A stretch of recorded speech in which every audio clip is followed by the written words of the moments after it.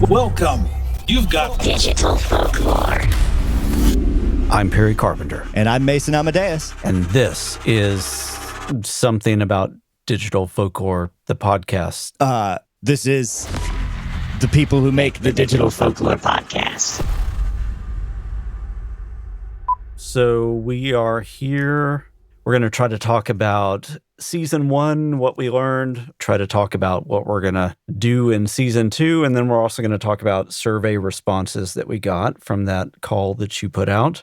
So I'm interested, Mason, from the time that we started development of this show through the launching of season 1, through the mid of season 1 and the end of season 1, what did you learn? We had quite a bit of a roller coaster, and also my personal life throughout the entire run of it was a bit of a roller coaster, because over the course of starting season 1 and from the point where we started season 1 to the end of season 1, I changed jobs. I had someone who was in a bit of a medical situation living with us, and we were caretaking for them. And then I moved states, and all of that was over the course of producing and releasing the first season. So it was an absolute chaotic whirlwind. And I learned a lot about folklore throughout the process, and also a lot about just how much goes into making a show of this level. It's just you and me. Right. It's just me and Perry. So like I write and then obviously co-host in edit, sound design. Perry, you're scheduling all of the guests, maintaining the social media. You are going to conferences. You're like making all of these connections. Yeah, there's a ton of moving parts. And I think when people see like, oh, this is distributed by a network, they assume that there's a lot of stuff that comes with that. But in reality, the benefit of having a network behind us at this point isn't that they're investing money, because they're not. It is that they open up a few relationships and they open up a few potential advertising possibilities.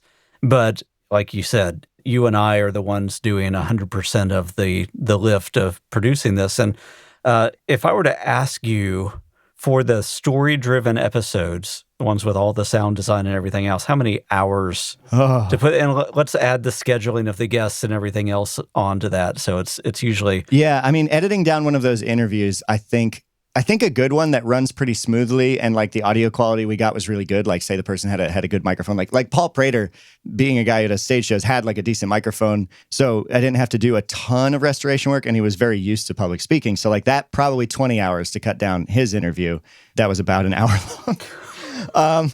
Maybe I'm a little too picky or a little bit too slow, but each interview, I feel like that's the bit that takes the most time, is trimming down these very long interviews to try and make sure that we're getting a salient point, but that's not too long. And I really don't want to misrepresent what these people say, because they know their stuff far more than we do. Yeah. And then the sound design itself is a bit of an adventure in time as well.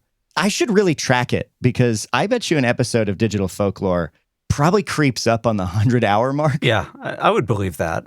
That's what I would think. The show I was producing before at sort of a high level of sound design is 5 minutes at a time, and this show is an hour. And I didn't realize that the curve of investment of time and energy would be exponential rather than linear. The other thing that people may not realize, and I know you said that you always try to represent what people did actually say and what they, I think more than anything, what their intentional meaning was, and that we're not making somebody sound stupid or like their comment is fully out of context.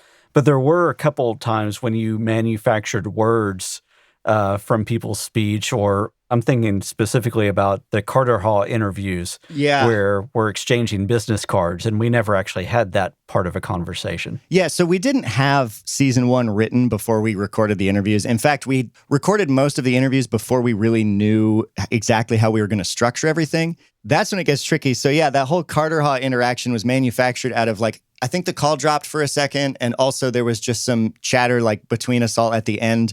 So I chopped up that, and then you cut lines, and then I made them match. It worked out okay. It's a little bit stilted. When we talk about season 2, one of the things that I'm doing right now is plotting all of the narrative stuff out so that when we interview these people, we can at least get some lines that we'll be able to use to transition them into and out of.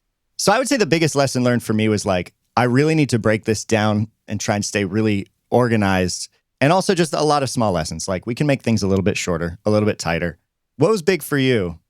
Outside of all of the great conversations we had and networking that we were able to do, the biggest thing that I realized, I think, is that doing a podcast at this scale is more of a marathon than a sprint, but it's a marathon that also has lots of very intensive sprints within it. So you're fully exhausted all the time while you're doing it. At the same time, because we're in this every 2-week production schedule, there is the PR, marketing, social media, scheduling, all of that stuff that comes into it. And then it's just following up with emails and everything else. I mean, there's tons and tons of quote unquote business stuff that has to go into this just to get this podcast off the ground to the point where when you are investing hundreds of hours and stuff, you know that it's getting to at least a base level of listenership that can potentially appreciate the fact that you're putting hundreds of hours in. Yeah, all of the admin and business side of it is overwhelming. Yeah. I can't express how thankful I am for you tanking so much of that, because that's the kind of stuff that it just makes my brain hurt. I have a hard time. I mean, the other thing that I've seen, and we hear people talk about it all the time, is just that, in the business of podcasting, getting the right level of exposure is really, really difficult. Mm-hmm. And so the big pushes that we've had, where we've had doubled listenership from an episode to another episode, have been because we put marketing behind those. And it really is, it's marketing and PR that got us featured in Apple Podcasts and got a lot of the chart placements. And that's great, but we still never hit that tipping point where word of mouth has taken over. Goal for season 2, get it to where we have to spend less money on marketing and word of mouth takes over. Yeah. So let's transition a little bit and talk about the post-season 1 survey that we put out. First of all, thank you to everybody that filled out the survey. I will say, with the number of respondents that we have, this is typical of a show 4 to 5 times our size from the people that I've asked about that. So it's really good to see. We asked people, how much of the season have you listened to? Over 87% of people said that they've listened to all 10 episodes of season 1, which is huge. And everybody else listened to at least 7 episodes. So super cool stuff there. Yeah. Any thoughts there on your side, Mason? Yeah, I think that first question was, has listening to Digital Folklore changed what you think folklore is? I wanted to figure out with the answer that how many people listening to our show were like academic folklorists versus people like you and me on the same journey of like, oh yeah, folklore, like creepy old stories, and then realize, oh, it's a whole lot more than that. The majority of the respondents said, yes, this show changed the way they think about folklore. So that says to me that we're reaching people who were like us, completely unaware of the wide world of folklore, but had like a passing interest in it, and then fell in love with what it is and discovering how fascinating it is to study. That does feel like a big mark of success to me too. Yeah, I think that tipping point for that, and again, that was another 87%. Over 87% of people listened to all 10 episodes. Over 87% of people said that this changed the way that they think about folklore and what they thought folklore was.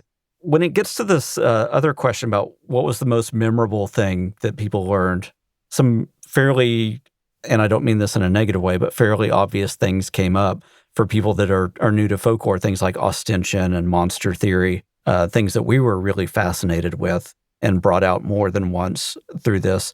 What that says, though, is that our expressing interest in those ideas and exploring them really did stick and really did resonate with people. Yeah. Like you using the word obviously, it's funny because I feel like when we did that episode, it wouldn't have been obvious, but now we've talked so much about it and explored it so much, we're like, yes, it just, you saying that just now made me realize how much foundational knowledge I personally have built up around folklore over the course of doing the show and learning about it. I kind of feel like our goal with the show is to trick people into being interested in and learning about folklore, right? That is exactly the goal. Because you come into it thinking dark, spooky stories, you get a little bit of dark, spooky stories, and you're like, wait, this is actually really societally interesting and huge. Societally interesting and huge and important and relevant, right? Because it does get into really the fundamentals of what makes or breaks a society. Yeah, no, it really does. And because it's just so much about the communication we do as humans.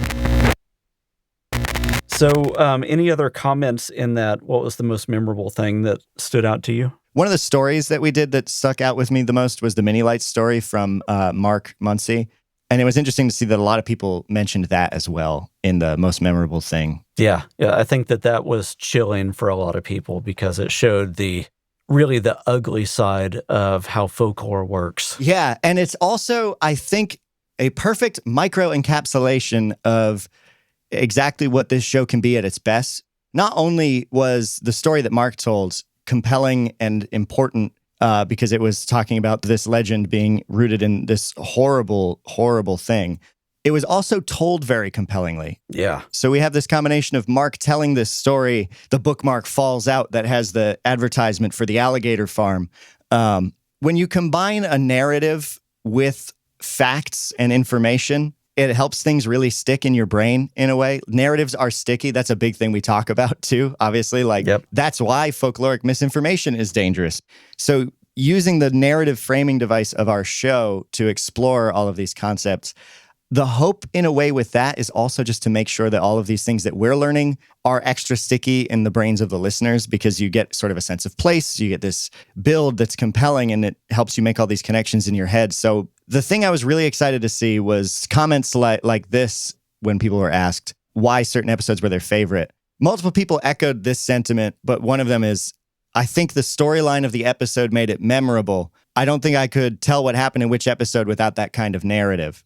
Because the narrative element has been a bit of an interesting thing to grapple with people's expectations, as we've talked about in the show. But a lot of people saying things like, this person said their favorite episode had a good mix of storytelling and information. Episodes 10 and 8 feel just like an interview. And while there was lots of interesting information, not fully what I come to the podcast for. On the other hand, 7 and 9 feel like pure storytelling, which is also not what I come to the podcast for. I like the ones where there's both and they merge cohesively. Yeah, I think that's really good critical feedback, as it shows us the expectations that we set up, right? Because early on with the show, we were hearing a lot from people who listened to the show and they didn't really know what to expect. And so we were getting some people that are like, that's not really why I'm here. I would rather just listen to an interview show, or I'd rather just listen to a fiction show. Now we've really set audience expectations, and when we divert from that in a significant way and we go too hard one way or too hard the other, now we hear from people going, no, I'm actually here for the thing that you created. Yeah. And I want you to lean more into that, which is really cool. The other really encouraging thing, one of the survey questions was basically, what kind of format do you like the most? We did see far and above that the use of the narrative device within this that was so controversial at the very beginning is the favorite thing that people have. Yeah. And that is very cool, because it was dicey. I got to admit, I have my feelings hurt from some of the early reviews, Right. That were like, these hosts have no personality. They have no banter. They have no business being actors. And that's not fun to hear. And so I was feeling discouraged about that, but we muddled through it. And I think it was worth it because, to me, for what it matters, for me personally, consuming content like this is the best way for me to learn. If I can take these facts and information and place them inside of something that keeps my silly little squirrel brain interested. Yeah. How do you create a Trojan horse for the thing that you want to put out there? I really love it. So it's cool to see that we're reaching other people who really love that. And one of the big goals, I don't have a lot of experience in writing. I have a lot of experience as an improvisational actor, as an actor in general, but not a lot of experience in long form narrative writing. And so in between seasons, I've been doing a lot of research and practice and reading ways to become a better writer, trying to make the characters more compelling, make the narrative more cohesive. So hopefully in season 2, you will see what I have been working on there. And maybe some of the people who are a little on the fence about it will be more excited. Yeah, and I think, when we look at it, people really like the fictional narrative. They really like it when we explore dark topics. The favorite episode by and far was episode 7, so the analog horror one, followed closely by episode 1, which was very dark in nature, and then also episode 3, the pawn shop one, was a favorite of a lot of people. And then people really like those little opening vignettes. What was the one that had Brooke do the narration on the video game? Oh yeah, that was episode 3. Episode 3. I think that hit really well for a lot of people. Yeah, that was like a little creepypasta that I remembered reading ages ago. And then as we were planning that episode, that story just popped back into my head. And so I was like, this would be a great little tone setter because it's melancholic. It fits sort of the theme.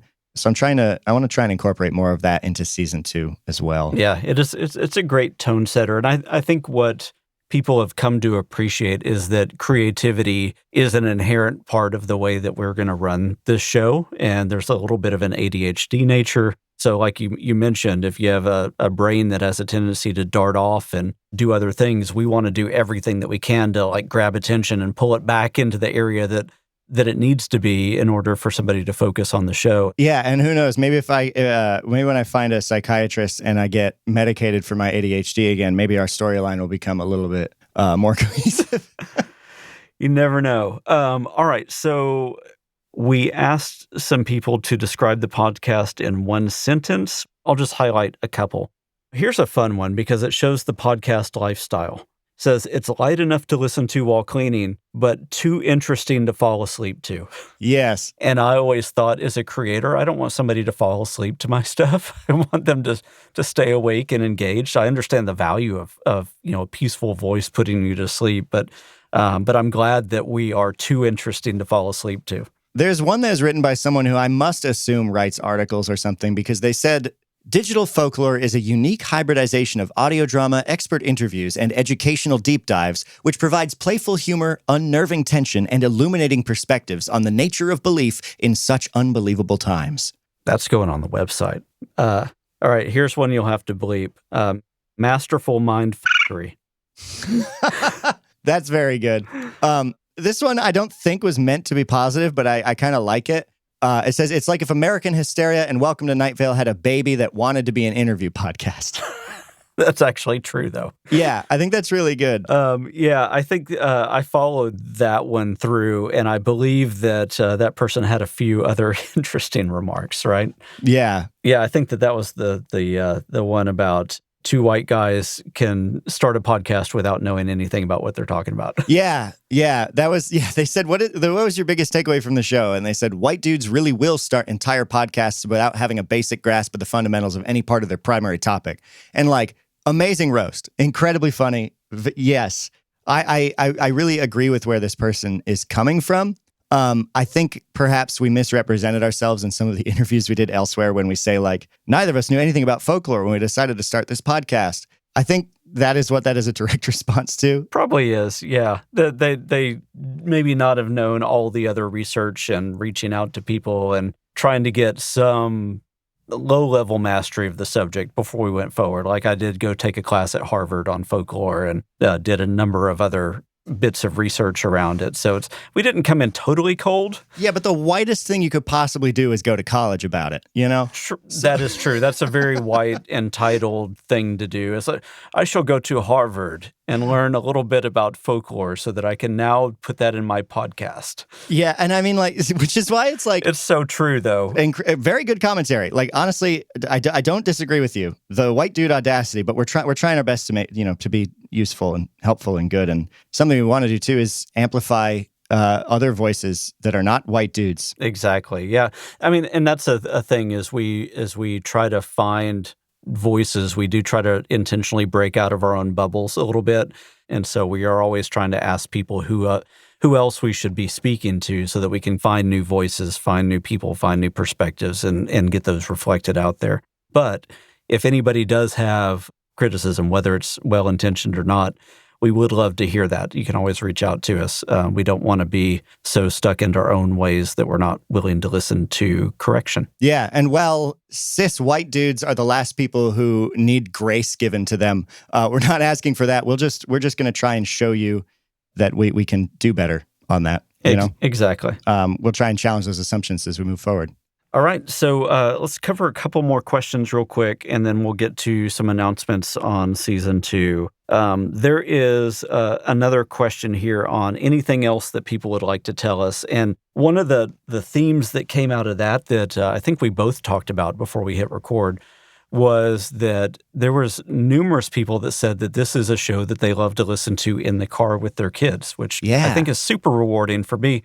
because when we were putting together our plan for the show, we had this little pyramid of intended audience. And one of those sets was parents that are looking for safe things to listen to as a family on vacations and in car rides. And we actually saw that reflected back out to us. Yeah. And there was someone, I'm trying to find the exact quote so I can read it verbatim, but they said something along the lines of like, I really liked the fact that there's a narrative to these episodes because my kids will pay attention and then I can also listen, you know? Exactly. Yeah, the kids aren't distracting from the thing. They're actually brought into it, which is, one of the reasons that we have these weird little side things going on. We have characters like Digby that come into it. It all makes it something that is very, very approachable by somebody regardless of their age, as long as they're willing to entertain things in a non-strictly interview format.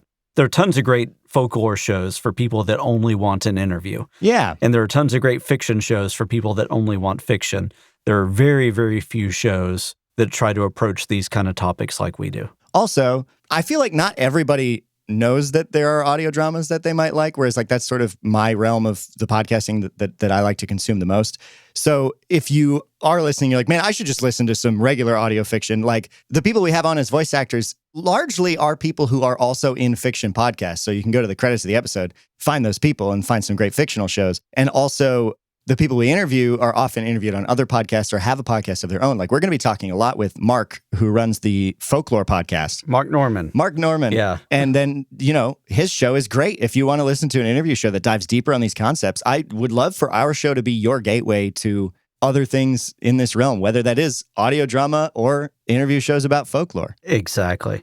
Any other comments in this last responses section that really stuck out to you? There is one person who said kind of what I was just talking about was, I've learned so much about folklore as a discipline from you and your incredible guests. I've gone on to dig deeper into a lot of their work. Please keep the episodes coming. Very cool. That's probably the most rewarding thing from that. Also, there is one comment from anything else you'd like to tell us that I absolutely have to bring up. It was a respondent on June 19th, 9:40 a.m. my time, and they wrote in and said, I love rats a lot. And that, I think there's wisdom in that. With that, we did promise that the first 50 people to do the survey would get some stickers. And so we do have those 50 names and addresses collected. And I will be addressing envelopes and doing all the mail runs and everything for that over the next couple weeks. So please be patient. It does take a little bit of time since it's all manual work. And we also do have our winner of the Digby plush toy, and that is... Yes, we do. I'm not going to say the last name, so don't be afraid when you hear the first name come out. The name is Carla. Last name starts with C. So Carla, you will have a Digby plushie headed your way very soon as well. So thank you for your responses there. Yes. The Digby plushies are so great. I have one. Perry has one. It's got a cute little shirt. It's great. They're not for sale on the website. We are going to start an underground Digby plushie economy. Yeah, we're going to so it's kind of like crypto, but fluffy and fizzy. It's like the opposite of crypto. It's a Digby NFT that's not an NFT. It's in real life. It's a nominally fuzzy toy is what NFT stands for, and it's backed by Rackcoin. I think you've improvised yourself into a corner. Yeah, I have.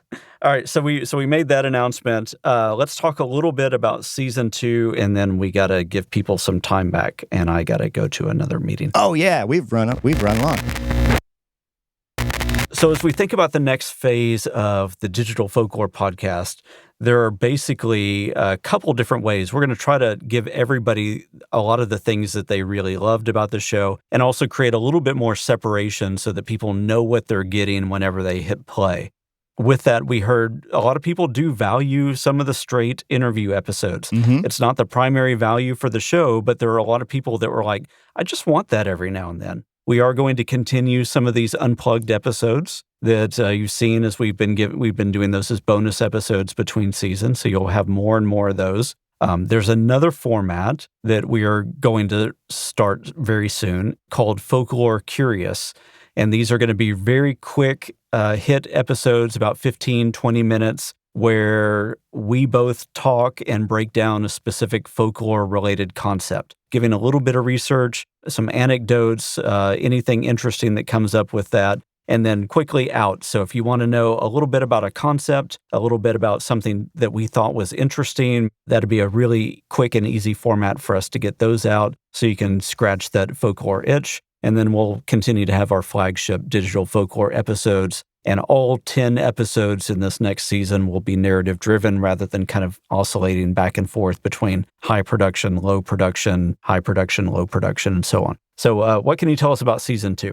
Well, yeah, I think that you just highlighted something that I don't think was actually clear to anybody but us. And it was that in season 1, we tried to alternate between big production episode and then a smaller one that usually took place in my studio. Originally, every other episode wasn't going to be sound designed, but then we started creating this whole fictional studio and universe around it. So it ended up being blurry.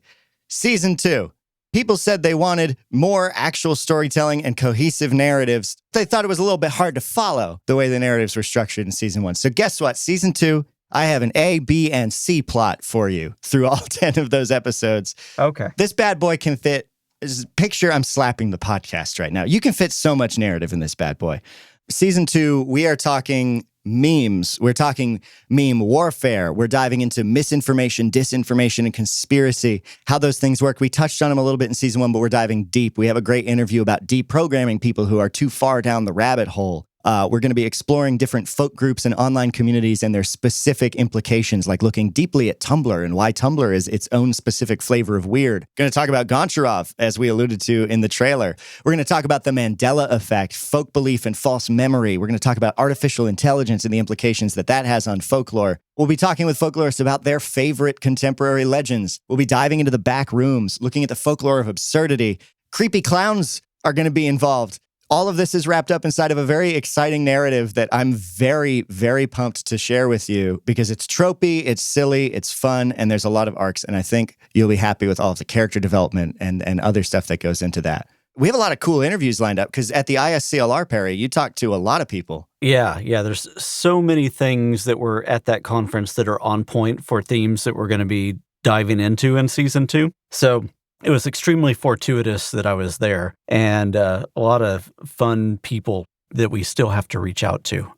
But we do have a date for season 2 that we've mostly kind of, I think, in fact, committed to, which is September 4, right? Yeah. I mean, we told Jeff Bezos that's when it comes out. No pressure. As much as I don't mind lying to Jeff Bezos, I do think we should aim for that. I think we should. Amazon Music has this thing where you can submit your podcast to be featured. So if you have a podcast and you want to do that, you should check it out because I think you still can. Yeah. And I think I've mentioned that same date to several other people since then who have been asking for follow-up. So we're targeting that date. In the interest of like trying to set expectations, I want to say that we still have to figure out some of the kinks of it, but I think it would be ideal if every other week we had a shorter, either an Unplugged or a Folklore Curious. Yes. And then, bi-weekly you get the big episodes and bi-weekly you also get those little fellows. Yeah. So that every week there's something in the feed. And then with us going live on September 4th, that means we will also be releasing seasons right around Halloween as well. And so if there's something cool that we can do around the time where everybody wants to be scared, then we'll see what we can fit in. Yeah, it's going to be creepy. It's going to be silly. It's going to be really fun. And as we get closer to Halloween, some things are going to be really cool. I think we'll have something that's pretty immersive and spooky. Awesome. All right, well, let's wrap up. Mason, thank you so much for spending hundreds of hours editing together my incoherent voice as well as the voice of others who are not experienced speakers or actors.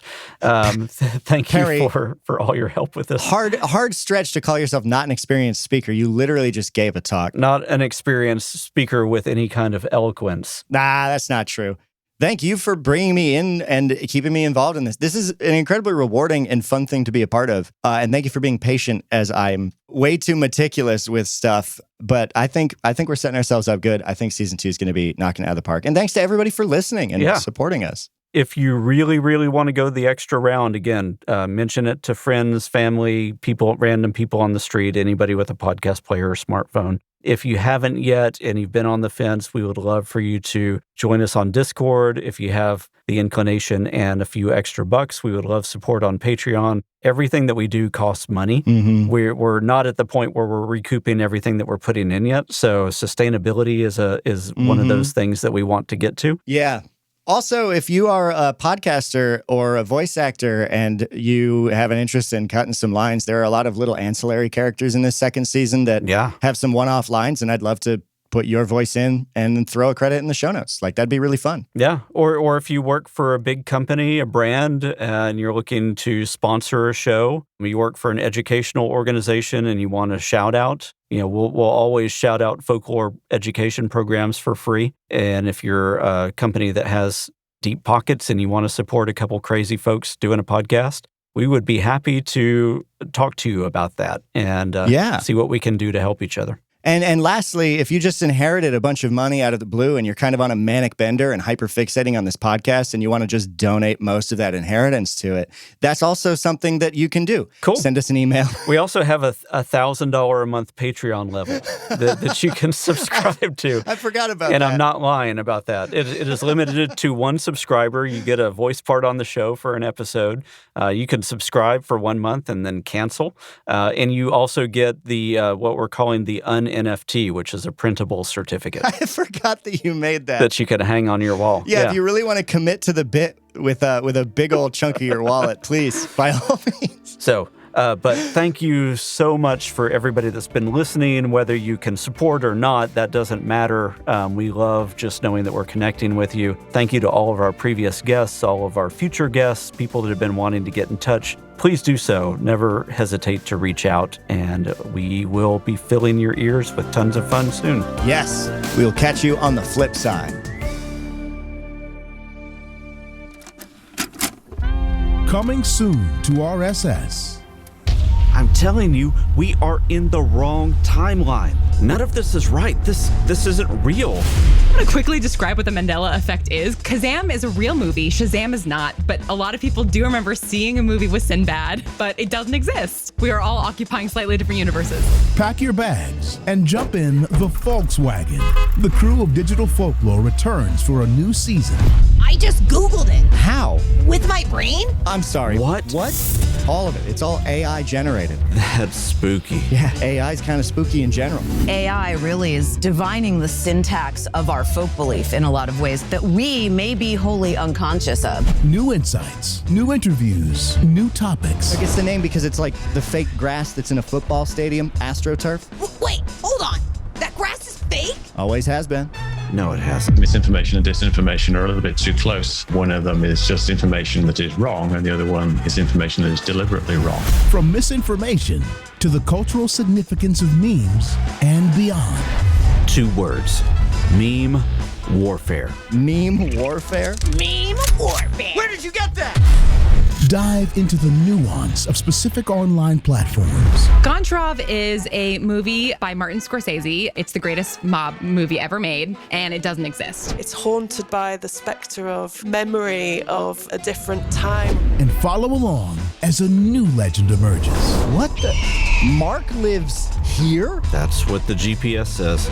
No, there's no way. I think I would have noticed a straight up wizard tower behind the Kroger. That is what I've been saying.